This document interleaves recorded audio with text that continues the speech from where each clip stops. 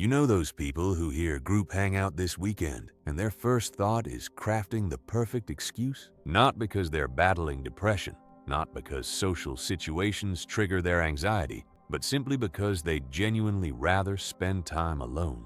Recent psychological research just revealed why society's been getting it completely wrong about these individuals. Let's clear something up right now. Being lonely and choosing to be alone are fundamentally different experiences. One feels like suffering. The other might actually be your greatest asset. For countless years, mental health professionals categorized everyone who enjoyed their own company into one giant red flag group. Introverts, hermits, people with antisocial tendencies. That last term especially, as if wanting your own space meant you were dangerously close to becoming some kind of cautionary example. Then, something intriguing emerged from the scientific community. Back in 2016, a research team at the University of Buffalo approached this differently than anyone before them. They investigated a deceptively simple premise. What if certain individuals genuinely prefer spending time alone? Not because they're terrified of rejection, not because they're psychologically wounded, but because being by themselves actually brings them fulfillment. They labeled this phenomenon unsociability. It's completely separate from antisocial behavior, which involves outright aggression toward people. It's also different from social avoidance, which is rooted in fear. Unsociability is the peaceful, self-assured choice to enjoy your own presence. And when researchers examine these individuals closely, here's the surprise. They were absolutely flourishing. In fact, they were doing exceptionally well. So let's explore what's genuinely occurring in the mind of someone who truly values solitude. For starters, their dopamine mechanisms operate on a different frequency. You know how extroverted people get this incredible dopamine rush from being around others. The conversation, the shared energy, the collective vibe of a group. People who lean towards solitude have what's called a hypersensitive dopamine response. They hit their optimal stimulation threshold much more rapidly. Imagine it like volume sensitivity. An extrovert needs the music cranked to maximum to feel energized. Someone who craves solitude, a moderate level is already more than enough stimulation for hours. But here's where things get truly compelling. Their prefrontal cortex, the brain area that handles sophisticated reasoning, internal reflection, and creative problem solving, demonstrates increased activation when they're alone. They're not just sitting around doing nothing. Their minds are conducting an intensive symphony of contemplation, imagination, and mental exploration. And check this out. Studies examining creative breakthroughs consistently reveal that innovative ideas almost never emerge during team meetings or packed public spaces. They surface in the shower, on solitary evening walks, during those late-night hours when you're the only person still conscious. Einstein developed his most profound theories in isolation. Newton operated the same way. Virginia Woolf actually composed an entire piece called A Room of One's Own, specifically addressing this necessity. Maya Angelou deliberately rented separate hotel spaces just for writing in complete privacy, even though she had her own residence. Pure coincidence? Absolutely not.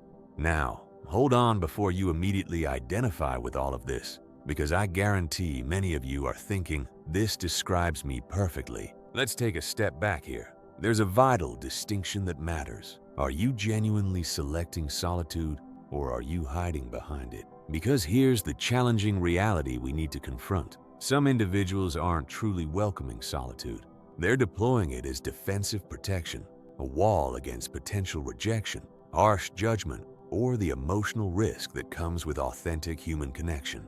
And this requires complete honesty with ourselves. Psychologist Abraham Maslow examined this dynamic. His perspective was essentially that authentic solitude emerges from emotional richness, not emotional poverty. You appreciate being alone because you've experienced genuine relationships and feel confident you can build them again. You're not escaping from people. You're actively choosing to spend quality time with yourself. The fundamental question isn't simply whether you like being alone. It's understanding your underlying motivation. If your explanation includes concepts like restore energy, generate ideas, contemplate deeply, work through things, you're likely in that constructive unsociability category. If your reasoning centers on terms like more secure, requires less effort, avoids pain, that might indicate something different worth examining. Not defective, not fundamentally flawed, just distinct and possibly worth exploring with someone you feel safe with. But let's shift back to people who authentically thrive in solitude, because they've discovered something most of us haven't quite internalized yet. They've understood that choosing to be alone doesn't mean you're somehow unfinished. Think about our cultural language surrounding romantic relationships. My other half, the one who completes me, my missing piece. We've created this massive cultural story that humans are like fragmented objects, desperately seeking their matching component. But people who embrace solitude have looked at that entire narrative and decided, actually, I'm already whole on my own. And what's truly interesting here is this perspective isn't narcissism, it's authentic self-understanding. Research conducted by Dr. Bella DePaulo at UC Santa Barbara discovered that unmarried individuals who welcome solitude typically maintain richer connections with their friends, relatives, and wider social circles than people in committed partnerships. Why? Because they're not expecting one single person to satisfy every emotional requirement. They're not desperately holding on. They're making intentional selections. They recognize something essential. How well you spend your private time fundamentally influences how well you engage socially. When you're restored, balanced, and mentally present from solitude, you genuinely show up more authentically in your relationships. You're not emotionally exhausted. You're not carrying resentment. You're not desperately hoping someone else will eliminate your internal emptiness. You're contributing your authentic, complete self to every interaction because you've prioritized spending quality time with that self beforehand. There's genuine power in that approach. Here's something that might genuinely surprise you. In Japanese society, there's actually a dedicated word for this concept, hitori, which means time alone. And it's not simply accepted, it's genuinely celebrated. You'll discover restaurants featuring individual dining spaces created specifically for solo guests. Movie theaters with isolated seating that doesn't make you feel excluded or awkward. Complete cultural frameworks built around recognizing that sometimes you simply need to be present with only yourself. They've even developed individual karaoke booths. Really think about that. They've made singing by yourself in an isolated booth a completely normal leisure activity. Meanwhile, in Western societies, we're still confronting people with, "Why are you eating by yourself?" as though it's some confession requiring explanation. Pretty remarkable difference. So, what's the practical application for you? If you're someone who authentically enjoys being alone, consider this your official validation. You're not abnormal. You're not defective. Your brain is genuinely designed to find restoration through solitude.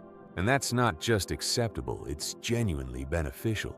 Society benefits from individuals who can be comfortable in their own presence, who can think profoundly without needing perpetual stimulation, who recognize the boundary between healthy connection and unhealthy emotional dependency. In our current age of relentless digital connectivity, where everyone's expected to respond immediately and maintain constant availability, the ability to authentically enjoy your own company might be the most radical thing you can do. Just make certain you're not confusing authentic preference with defensive self-protection. Ask yourself honestly, can you build meaningful connections when you choose to? Do you have people you genuinely trust?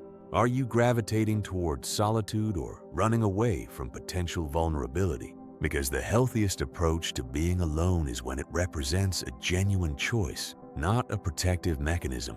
The next time someone questions why you spend so much time by yourself, or why you canceled those plans again, or why you choose staying home with a good book over attending that party, you could explain the science of dopamine regulation, discuss prefrontal cortex activation patterns, mention Hitori and Einstein, and the extensive research demonstrating that solitude isn't a social failing. Often it actually represents social intelligence. Or you could simply smile and answer, "Because I genuinely enjoy my own company." That usually wraps up the conversation pretty effectively. And honestly, that captures the entire point.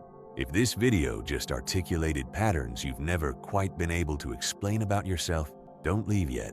The upcoming videos are direct continuations exploring exactly why you recharge the way you do and why specific routines feel absolutely necessary to your well-being.